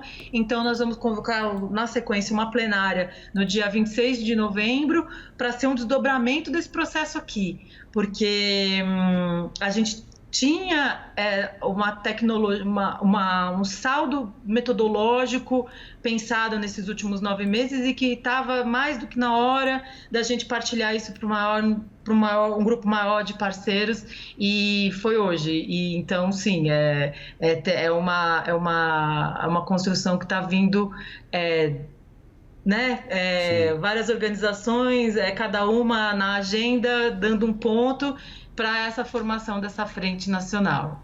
Você tinha perguntado também sobre a questão dos desdobramentos das políticas públicas, né? A discussão ela vem sendo, graças a um esforço hercúleo do conjunto de pesquisadores que pensam a fome e os sistemas alimentares no Brasil e as políticas alimentares, ficou claro, né, nas lives intermináveis, no processo incansável de lives e debates durante a pandemia, que a gente percebia que o governo da Dilma já foi difícil para a questão das políticas que foram construídas nos momentos que antecederam ela, né? Então, a gente já via que, mesmo antes do golpe, já estava sendo desconstruído esse conjunto de políticas.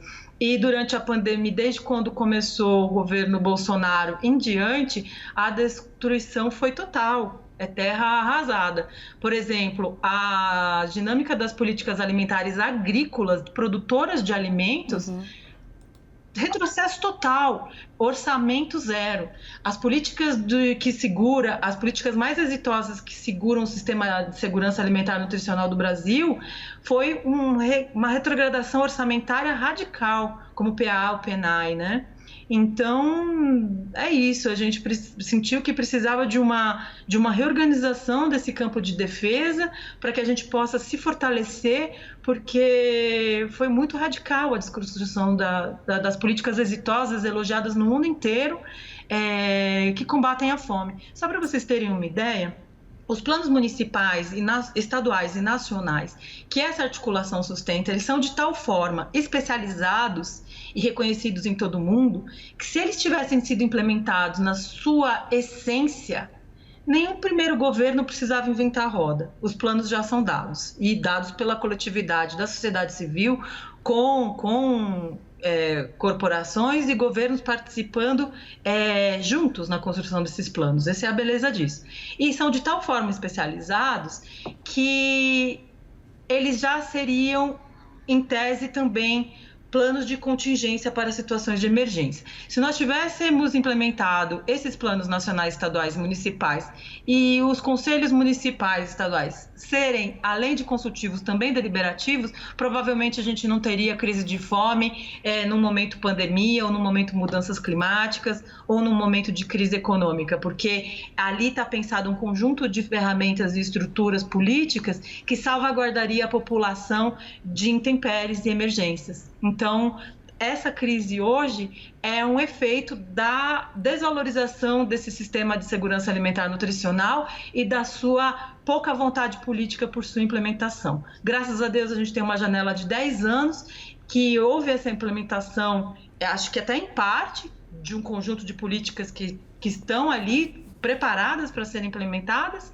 e que graficamente os cientistas sociais validam e mostram o resultado para o conjunto da sociedade, né? Quem viveu essa época sabe do que a gente está falando.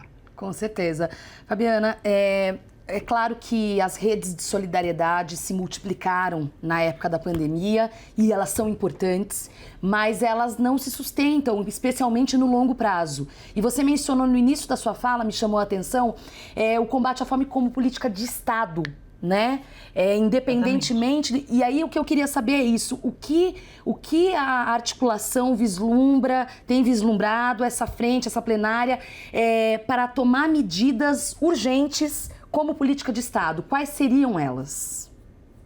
Exatamente. A primeira coisa, a sociedade civil que se vê apartada desse momento, sabendo o que fazer, tendo condições...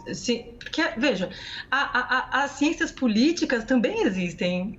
E a gente tem visto um descaso total das ciências, inclusive das ciências sociais. Toda a ciência social, esses pesquisadores que nos colocam com muita competência, esse conjunto de políticas públicas, o conjunto do marco EAN para educação alimentar e nutricional, tudo isso é ciência, né? Então, assim, a gente agora, numa situação de crise, de ruptura, que como vem acontecendo desde 2016 para cá, a gente se coloca a questão, puxa, a gente nunca necessariamente colocou a questão alimentar nessa realização de ser uma política de Estado na sua totalidade. Ela nunca foi considerada como uma política de Estado. E eu acho que nesse momento, que é um dos momentos muito sombrios da nossa sociedade, a sociedade civil vai ter que também, acho que, se comportar como Estado. Independente de ter apoio ou não do Estado, a gente vai ter que se organizar e pensar coletivamente em formas de apoiar essas ações emergenciais que estão hoje sendo feitas no braço e na unha e no suor da sociedade civil. São os mais pobres, apoiando aqueles que são miseráveis, né? Então a gente tem um trabalho hercúleo de sensibilizar a classe média, as classes mais abastadas, para essa responsabilidade coletiva de salvaguardar o povo da fome e da miséria. E aí, ao mesmo tempo, sensibilizar o conjunto de parlamentares e de trabalhadores, dos servidores públicos, pessoas dos equipamentos de justiça, do legislativo, do executivo e do judiciário, a sua responsabilidade, a necessidade de serem capacitados, de entenderem o direito humano à alimentação, a esse conjunto de políticas e fazê-los se sensibilizar para a sua responsabilidade. Então, é um processo pedagógico, político gigante e a gente sentiu que é necessário dar forma a isso que já está. A Frente Nacional de Combate à Fome, ela já existe, ela está sendo realizada pelo conjunto da sociedade. O que a gente sentia necessidade era de criar uma sala de inteligência, de pactuação, para a gente poder superar uma fragmentação e poder coletivamente entender como, então, a gente tem esse conjunto de planos que não foram muito mal implementados, foram parcialmente implementados, desconstruídos, em alguns municípios e estados muito mal implementados, e a gente coletivamente, de uma maneira metodológica, de repente melhor, conseguir assessorias, conseguir soma de investimentos para nos assessorar, dar conta dessa responsabilidade de botar as coisas no lugar e torcer para que a gente possa ter governos mais aliados dessas ideias e que vejam a questão alimentar como uma questão tão importante como o Ministério da Cultura, como o Ministério da Saúde, né? E dar a essas conjuntos de políticas uma centralidade, um respeito devido, né? Muito bom. Fabiana Sanches, assessora de políticas alimentares do Cefras, Serviço Franciscano de Solidariedade. Muito obrigada pela participação. Até uma próxima. Boa noite. Até uma próxima, boa noite. E aí, agora lembrando de uma parte da pergunta, como aderir, né? A gente vai deixar, então, a gente ainda não tem um site, as redes sociais da frente, mas vamos deixar, então, alguma porta aberta no site do Cefras, no site dos parceiros que foram citados, né? Para a gente poder ter pelo menos um formulário e uma porta de entrada para as pessoas saberem mais e entrarem. Então, é isso. A gente, em breve, quando tiver isso posto, colocado, a gente pode voltar aqui e anunciar exatamente onde as pessoas podem entrar e aderir. Perfeito. Combinado, o site do Cefras, cefras.org.br. Obrigada, Fabiana. Até mais. Obrigada, até breve. Abraço. Tchau. Um abraço. E a gente vai para um breve intervalo aqui no Revista Brasil TVT e volta já já.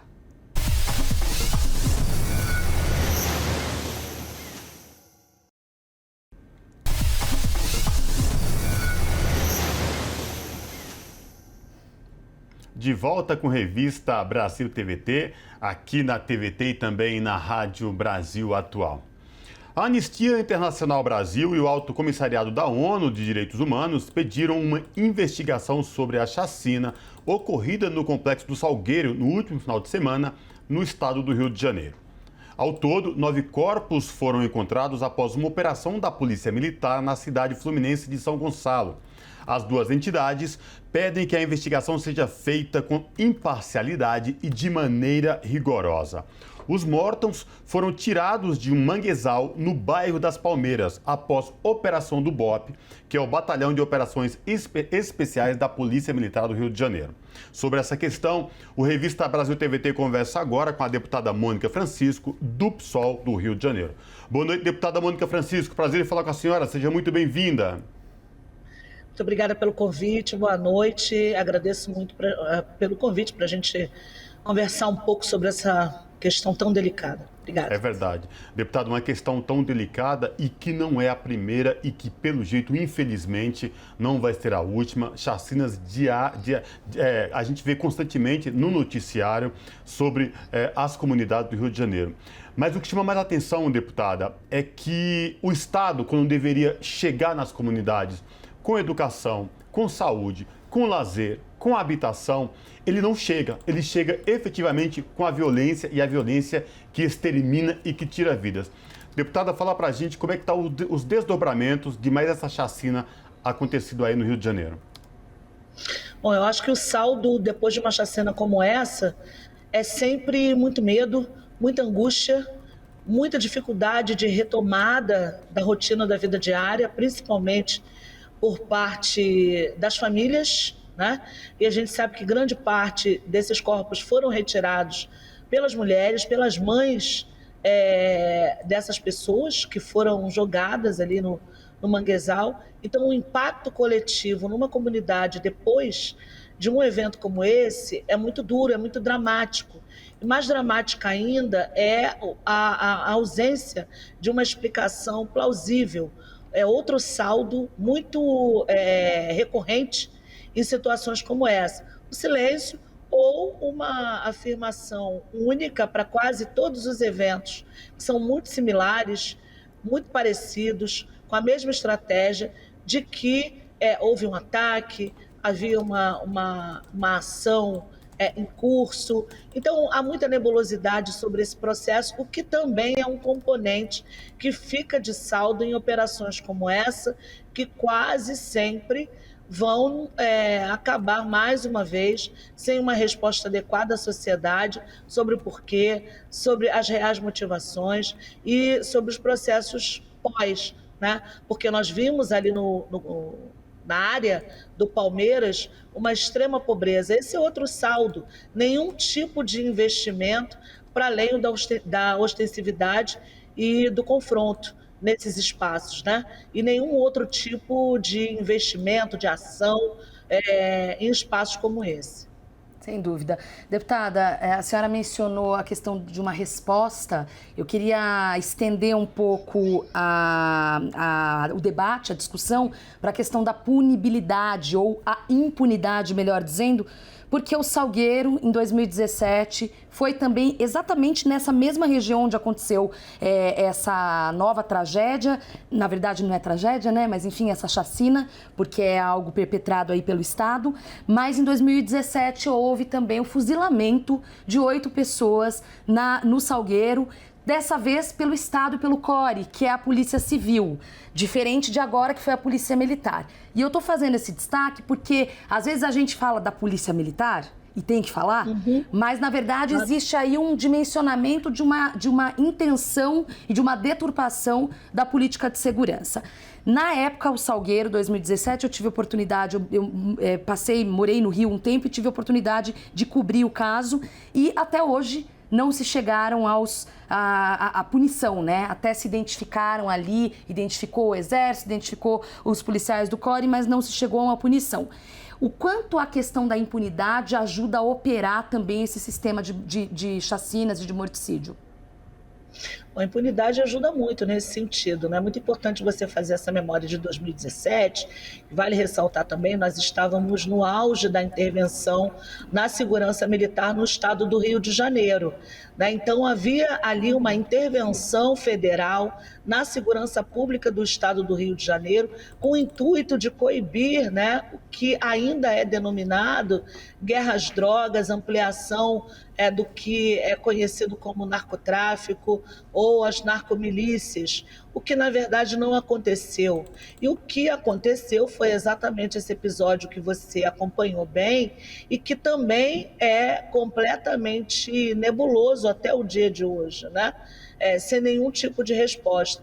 A impunidade aliada à completa aquiescência de uma sociedade, de parte da sociedade, né? Eu não vou generalizar, mas parte da sociedade aprova esse tipo de ação, e isso é um fenômeno histórico de criminalização da pobreza, de criminalização dos espaços de reprodução de vida, ou seja, os espaços onde as pessoas mais vulnerabilizadas, pela ausência de políticas públicas efetivas, né, os territórios onde essas pessoas vivem, também são espaços criminalizados. Logo, há quase que uma espécie de via de mão dupla, né? A criminalização dessas pessoas e a criminalização dos seus espaços de moradia, de reprodução de vida. Então, há uma certa aquiescência, há uma certa permissibilidade para que esse tipo de coisa aconteça e que a impunidade continue sendo a marca, né, desses processos. E como você ressaltou também, eu não posso deixar de comentar, que foi uma ação de Estado, né, perpetrada pela Polícia Civil, né, pelas polícias, então, nesses episódios de 2017 até aqui, pelas forças de segurança, que são forças de segurança oficiais do Estado, né? Vale ressaltar que são ações coordenadas pelo que a gente poderia chamar de legalidade. Então, o que nós cobramos é que haja, de fato, legalidade nos termos das operações, até porque nós temos uma ação de descumprimento de preceito fundamental, a DPF 635, né, alcunhada da DPF das favelas, que visa a não acontecimento de operações que não sejam de extrema necessidade. Não é que elas não ocorram, mas que elas ocorram, obviamente, nós estamos em um Estado democrático de direito, que ocorram com transparência, né, com o encaminhamento ao Ministério Público do Estado, né, de uma necessidade oficial, mostrando a necessidade extrema de que seja feita uma operação que pode colocar em risco a vida das pessoas que ali estão. Então, a impunidade ela é uma soma de fatores históricos de uma sociedade que ainda prioriza, né, a criminalização da pobreza, a criminalização dos espaços onde a maioria social da população vive e coaduna com cada vez mais o silêncio obsequioso das forças policiais e dos setores que governam o Estado. Deputada, a senhora tocou num ponto aí, né, que trouxe essa questão do STF, do Supremo Tribunal Federal, que constantemente a gente vê e presencia sendo desrespeitada pelas autoridades, especificamente aí no Rio de Janeiro. E aí a gente tem a declaração do governador do Rio de Janeiro, que ele fala, abre aspas, coisa boa não estava fazendo. E aí perpetua ainda mais esse tom, essa sua declaração, né, essa sua fala, corrobora com da questão da ilegalidade, da falta da presença do Estado, porque diante de tudo isso, ouvir essa declaração do governador do Estado de coisa boa não estava fazendo, parece que se mistura, o Estado não sabe onde vai a legalidade, o que é legalidade e qual o papel do Estado. Como que está repercutindo e como que os parlamentares da LERJ, questão do judiciário, questão dos militantes dos direitos humanos estão encarando essa declaração do governador do Rio de Janeiro? Mas uma declaração desastrosa, né? 6 meses depois da chacina do Jacarezinho, vale lembrar, né, onde também o subsecretário de Polícia Civil coloca em xeque a autoridade do Supremo Tribunal Federal, exatamente em relação à DPF 635, dizendo que, né, quase que autonomizando o Estado do Rio de Janeiro e a própria atuação das forças de segurança aqui no Estado, em relação a definirem o que deve ou não ser feito, a revelia de uma decisão do nosso mais alto, da nossa mais alta instituição em relação à justiça no Brasil, né? Então, essa linha de discurso, ela é uma linha muito ruim, ela repercute muito mal, porque você espera de um agente do Estado, principalmente do comandante em chefe das tropas, porque vale lembrar, o comandante em chefe das tropas é o governador do Estado, então se espera que o governador do Estado ele tenha resposta para dizer se partiu dele, se foi uma decisão que saiu do seu gabinete, se havia por parte do seu gabinete ciência de que ocorreria uma ação na madrugada, porque lembrando bem, né, depois da instauração do processo democrático no Brasil, com a Constituinte de 88, com a nossa Carta Magna, né? A Constituição de 88, proibiu-se essa estratégia de ocupação de favelas durante a noite, durante o período da noite e da madrugada. Isso era o modus operandi da polícia da ditadura, da polícia política do governo de exceção. Então, vale dizer que essas ações são ações que ainda reeditam uma polícia política, né, que utiliza uma forma de ação que não corresponde às ações em democracia, em ambiente democrático, onde as instituições atuam autônomas, mas com uma determinada articulação entre elas e respeito às suas decisões. Então, uma fala como essa mostra, por um lado, o desprezo total pela vida, porque em um Estado democrático de direito, quando há, né, uma violação do direito, uma violação das leis, há mecanismos para que se investigue e se puna adequadamente. O Brasil é o país que mais encarcera. Então, não é real que não há uma política de Estado que responda à violação, né? Então, há uma política que concorre para a morte. Por exemplo, quando o próprio governador orienta uma dotação orçamentária, né, que designa uma projeção de 12 bilhões para a segurança pública, para a compra de equipamentos, armamento, munição, mais ostensividade e confronto, e 88 milhões para geração de emprego e renda, a gente vê bem, olhando para o orçamento, qual é a vocação desse governo. Quando a gente tem mais de 500 estudantes que não conseguem ir para a escola como saldo de uma operação que beira a ilegalidade, porque, como eu disse, no Estado Democrático de Direito, houve um acordo por parte da sociedade e dos legisladores constituintes naquele momento, em 1988, que a polícia não faria operações durante a noite, durante a madrugada. Então, há uma série de violações e essa fala, né, se por um lado a gente poderia dizer que demonstra um despreparo, eu diria que não é despreparo, demonstra, mais uma vez, um desprezo pelo Estado Democrático de Direito e um desprezo pela atuação transparente e responsável por parte do comandante em chefe das polícias e das forças de segurança do Estado, que é o próprio governador. Sem dúvida. Deputada, a gente está no finalzinho, mas eu não posso deixar de fazer uma pergunta para a senhora. E antes disso, só dizer, governador Cláudio Castro, é importante a gente dar o nome, que substitui Wilson Witzel, que também tinha essa mesma política muito bem delineada pela senhora. Queria saber qual a avaliação muito comum, principalmente na imprensa, do termo bala perdida. Qual a avaliação que a senhora faz sobre isso? Eu acho muito ruim, a gente precisa, de fato, né, fazer um diálogo muito profundo com os nossos companheiros e companheiras da imprensa. A gente defende o Estado Democrático de Direito, uma imprensa que seja livre para fazer o seu trabalho investigativo, informativo.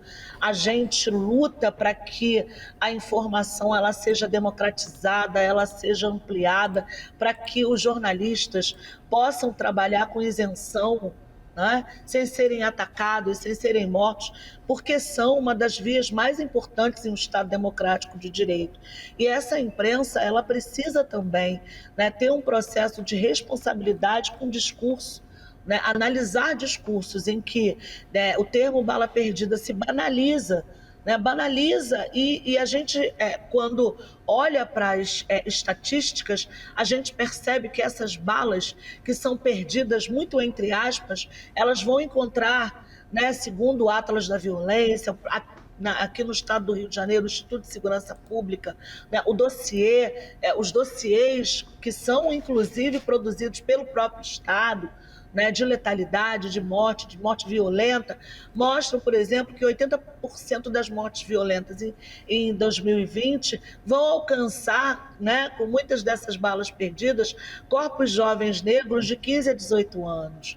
Então, a bala perdida, ela não cada vez mais se concretiza, ela não é um fenômeno, né, de um estado, como dizem, um fenômeno do Rio de Janeiro, porque ela não acontece em toda a cidade ou em todo o estado do Rio de Janeiro, ela acontece em territórios específicos e ela encontra uma população muito específica, compreendida entre a população negra, né? A população preta e parda, jovem, entre essa faixa etária que eu mencionei ainda há pouco. Então, o cuidado com o discurso, com as narrativas é muito importante, né? Um outro discurso é o da guerra às drogas, né? A socióloga Márcia Leite, da Universidade do Estado do Rio de Janeiro, cunhou o conceito da metáfora da guerra, né? Essa metáfora da guerra produz uma justificativa para que exista bala perdida, para que exista ações como essa e para que nós não ampliemos, de fato, o Estado democrático de direito. A metáfora da guerra e a narrativa, o discurso da bala perdida ou do suspeito, né? A gente também poderia falar, né? O elemento suspeito é sempre o mesmo, né? Sempre também nesse viés. Então, é também um elemento que carece de muita discussão no seio da sociedade para que a gente mude a narrativa e mude a lógica também de pensamento da sociedade. É isso aí. Falamos com a deputada estadual Mônica Francisco, do PSOL do Rio de Janeiro. Deputada, muito obrigada, uma boa noite, até a próxima. Boa noite, muito obrigada. Boa noite, até. Gente, ela é neta de Dorival Caymmi, filha de Danilo e Simone Caymmi e sobrinha de Nana e Dori Caymmi. Sabe de quem eu estou falando, Maria Tereza? Sei, Alice Caymmi. Opa, Alice Caymmi. Pois bem, Alice Caymmi é cantora e compositora e ela é a convidada de hoje do Momento Cultural com o Colibri na Quarentena. Se liga só. Olá, pessoal da Revista Brasil TVT, salve, salve! Estamos ainda na quarentena com mais de 400 programas ouvindo artistas de todas as áreas. No programa de hoje vamos conversar com a cantora, compositora e atriz Alice Caymmi. Ela está lançando o seu 5º álbum de estúdio, Imaculada. Nós tivemos um papo sobre sua trajetória musical, a família Caymmi e o trabalho nas redes sociais. O programa Colibri na Quarentena, você sabe, vai para o ar de segunda a sexta ao meio-dia na Rádio Brasil Atual 98,9 FM São Paulo. E você pode acompanhar na íntegra essa entrevista no YouTube da TVT. Um abração a todos e roda Alice Caymmi. Como é que você vê hoje o artista que depende, por causa da pandemia, agora não, que vai ter os shows que vão rolar, né? A partir do fim do ano e o ano que vem. Mas dependência muito grande da internet, refém das redes sociais, né? Eu uso a palavra refém, os caras falam, você está pegando meio pesado. Outros acham que estou pegando leve. Não acho pesado, não. Então, e essa dependência, a história dos dilemas das redes, né? Que é aquele documentário que fala da manipulação, dos algoritmos e tal. Como é que você vê o artista hoje que nesse momento, agora, depende, principalmente o ano passado também, agora, e depende cada vez mais da internet, de trabalhar com as mídias sociais. Como é que você enxerga isso hoje? Olha, vamos lá. Eu descobri há pouco tempo que isso de que eu falava anos atrás tem um nome, se chama capitalismo de plataforma. Então, o que acontece? As coisas que a gente lança, a internet dá a ilusão desde o primeiro momento de que a liberdade era total e absoluta. Quando o capitalismo de plataforma se instituiu, as plataformas começaram, com os algoritmos, a criar formatos que são mais suscetíveis ao público-alvo daquela plataforma. Então, quando se trata de Instagram, você, por exemplo, se você quer trabalhar com empresas privadas e começar a fazer shows em eventos, ou fazer qualquer tipo de trabalho com empresas privadas, como fazer campanhas, você tem que ter números no Instagram. E os números no Instagram, eles acontecem dentro do padrão que o Instagram e o algoritmo do Instagram instituiu. Então, ele só entrega o que você posta que seja interessante para o público que ele instituiu, que é o público interessante dele. Então, o artista fica refém daquilo. O Spotify tem uma coisa chamada skip rate, que é, se as pessoas começam a pular muito a sua música, ela vai saindo das playlists. E aí a máquina a máquina do streaming ficou inchada de dinheiro, porque começou um investimento muito grande da indústria do boi, de indústrias enormes. E esse tipo de inchaço da máquina deixou os artistas alternativos sem opção, sem plataforma, sem comunicação e sem entendimento de nada. Porque você só vê os seus números caindo, você acha que o problema é seu, você acha que a culpa é sua, você acha que a culpa é da sua arte. E, na verdade, não é. A culpa é de uma sobrecarga, de um inchaço do mercado, por conta de um dinheiro muito grande que não dá para competir. Então, a gente, num governo que não incentiva em nada a cultura, de forma alguma, muito pelo contrário, sabota, a gente também se vê completamente soterrado por indústrias grandes e dinheiros enormes e maquinários gigantes, como o de gravadora, e a gente fica sem números porque é impossível ter números. É impossível. Então fica muito difícil, assim. E aí, se você consegue furar a bolha um pouco em termos de números, vem uma coisa grande dessa e te pega. Vem um selo, vem uma gravadora, vem um não sei o quê, vem alguma coisa. E te pega e te coloca lá. Mas os artistas alternativos que fazem um tipo de música que não necessariamente é esse tipo de música popular, ficam completamente soterrados. Completamente soterrados. Isso não é justo, de forma alguma, assim. A indústria está sendo muito cruel, com muita gente que eu sei que são artistas fundamentais e maravilhosos, fundamentais para a formação da cultura do país no momento, entendeu? E nada contra toda a música que é feita no ambiente popular e toda a música que faz sucesso absoluto e que o povo sabe cantar. O que o povo gosta é o que o povo gosta. A música é sempre bem-vinda. Na minha cabeça, a música é sempre a música, independente de opiniões e coisas. Mas existe uma camada da arte que está sendo absolutamente soterrada por uma máquina de moer gente que é muito injusta, de verdade. E eu fico meio com um pé lá e outro pé cá. Eu fico meio num meio de caminho. Eu nunca estou em uma camada só. Eu estou sempre andando, entendeu? Eu faço Electra, eu vou para um disco voz e piano. Aí eu faço Imaculada, eu já estou um pouco mais com o pessoal do pop, mas ao mesmo tempo não é um popzão, é um pop totalmente alternativo, com outra história, e ao mesmo tempo pouca gente nesse meio de estético. Então eu sei lá onde eles vão me encaixar nessa história toda. É uma máquina muito injusta, entendeu? Eu tenho meus defeitos, é um direito meu, um aperto no peito que me faz cantar. Se eu amei um dia, é problema meu, a verdadeira história quem conta sou eu. E vai acreditar quem tem juízo. Não, eu tenho o direito de me expressar e viver do jeito que eu quiser viver. Dois pesos, duas medidas, é de se esperar. O dedo é na ferida, mas eu digo não. Mas eu digo não. Mas eu digo não. Você domina tudo, quer me controlar, um narcisismo puro, vai me sufocar como uma serpente, vem se enrolar, mas eu entrei na dança, você vai pagar. E para de apertar o meu juízo.